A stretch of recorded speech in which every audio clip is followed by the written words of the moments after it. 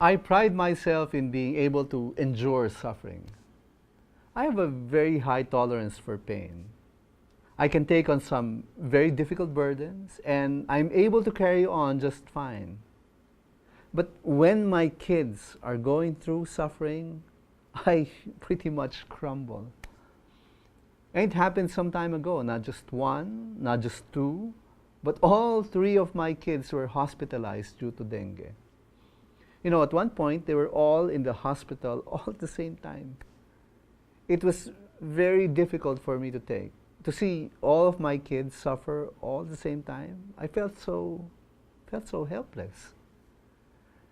When we go through suffering, it is very tempting to question the motive of God. And we ask, why, God? Why do you allow all this suffering? Suffering seems so pointless, so counterproductive.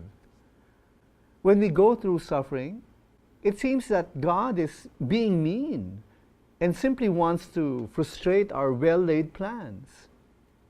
We cannot comprehend that there might be some meaning or some purpose, some significance for why we go through suffering. The writer of the psalm went through such suffering himself, but his response to the suffering is different from how most people would respond. This writer somehow found it in himself to praise God in the midst of suffering. And this is how the psalm goes. My soul is cast down within me. Therefore I remember you from the land of Jordan and of Hermon from Mount Mizar. Deep calls to deep at the roar of your waterfalls. All your breakers and your waves have gone over me. By day the Lord commands his steadfast love, and at night his song is with me, a prayer to the God of my life.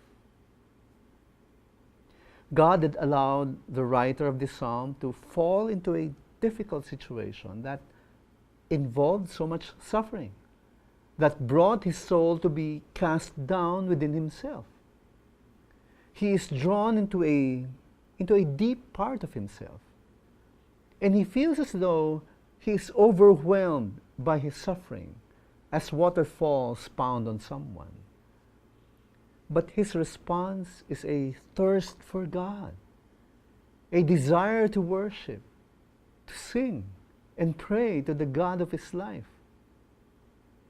You've probably been through the same experience. We all know how we are tempted to despair when we experience suffering.